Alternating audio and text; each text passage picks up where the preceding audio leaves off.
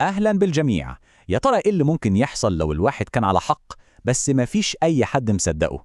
النهاردة هنستكشف مع بعض قصة بتبدأ بحاجة بسيطة جدا، فرخة ضايعة، لكنها بتكشف عن معضلة أخلاقية كبيرة قوي، عن الصدق والضمير. سؤال هيخلي كل واحد فينا يسأل نفسه، طيب أنا كنت هعمل إيه؟ وهو ده السؤال الأساسي في حكايتنا. يعني تخيل كده موقف تكون متأكد 100% إنك على حق، بس مفيش أي دليل في إيدك.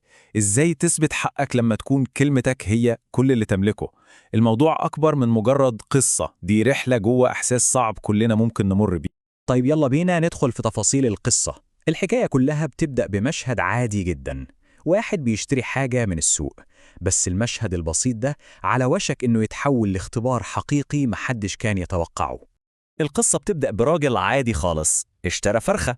لحد دلوقتي كل حاجة تمام ومفيش أي مشكلة، لكن الهدوء ده مش هيكمل للآخر.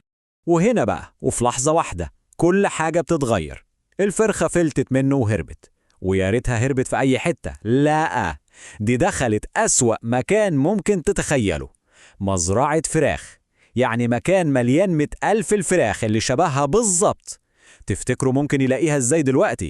طبعا لما الراجل راح لصاحب المزرعة وحكى له اللي حصل، نظرة صاحب المزرعة كانت كافية، كلها شك وعدم تصديق. من وجهة نظره القصة دي مش منطقية خالص، وشكلها كده حيلة عشان ياخد فرخة ببلاش. وبكده وصلنا لطريق مسدود، الاتنين واقفين قصاد بعض، واحد بيطالب بحقه وهو صادق، والتاني بيدافع عن ماله وشايف ان اللي قدامه نصاب. مفيش شهود، مفيش اي دليل، مجرد كلمة قصاد كلمة. لكن هنا ولما كان شكل الموضوع خلاص اتقفل، القصة بتاخد منحنى تاني خالص. صاحب المزرعة بدل ما ينهي الحوار بيقترح حل محدش كان يتخيله، حل ملوش دعوة بالأدلة، لكن له دعوة بحاجة أعمق بكتير، الضمير. ودي اللحظة اللي كل حاجة فيها بتتقلب. صاحب المزرعة قرر يراهن على ضمير الراجل. الموضوع ما بقاش مين يثبت حقه قدام التاني، لا، ده بقى اختبار للصدق مع النفس. التحدي دلوقتي بقى شخصي جدا. والراجل قبل التحدي ودخل المزرعة. يمكن في اللحظة دي كان لسه عنده شوية أمل، يمكن يقدر يميز فرخة وسط الباقي ويرجع حقه.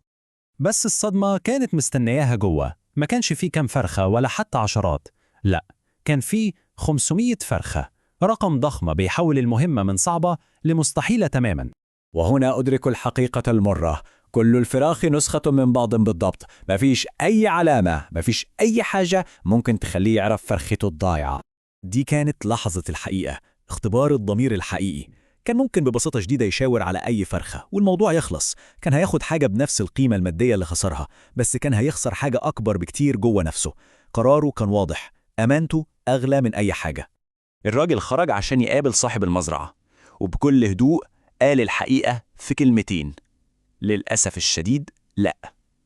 هو اختار ضميره، حتى لو ده معناه إنه خسر فلوسه. خرج من المزرعة إيده فاضية، بس كان مرتاح من جوه. بس القصة دي في الحقيقة مش مجرد حكاية عن فرحة ضايعة، لا، هي أكبر من كده بكتير، لأنها بتعكس جانب مؤلم قوي من الحياة اللي بنعيشها. القصة دي عاملة زي المراية بالظبط، مراية بتعكس واحد من أصعب الأحاسيس اللي ممكن أي إنسان يمر بيها، إن الواحد يكون مظلوم وعارف الحقيقة بس عاجز تماماً إنه يخلي اللي حوالين يشوفوها. ودلوقتي خلينا نركز على النقطة الأساسية اللي القصة دي بتسلط الضوء عليها: الوجع النفسي الشديد اللي بيحس بيه الشخص اللي حقه ضايع ومش قادر يثبته. يعني إيه مظلوم في سياق قصتنا؟ مش بس اللي اتعرض لأذى، لأ، المظلوم هنا هو الشخص اللي متأكد إنه على حق، لكن العالم كله مش معترف بالحق ده عشان مفيش دليل. والمعاناة دي أعمق بكتير من أي خسارة مادية. هي بتبدأ بإحساس بالظلم، وبعدين تتحول لإحساس بالعجز التام. والإحساس بالعجز ده بالذات، إحساس إن في جدار بينك وبين الحقيقة، هو ده اللي بيسبب أصعب أنواع الوجع النفسي.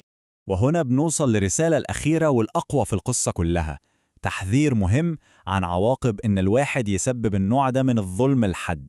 صاحب القصة الأصلي كان عايز يسيب لنا في النهاية تذكرة مهمة، حكمة بتفضل عايشة وليها معنى عميق جدا: إياكم ودعوة المظلوم فإنها مستجابة. ده هو التحذير الأخير. يعني بغض النظر عن الأدلة اللي في الدنيا، في محكمة تانية، محكمة الضمير والسماء.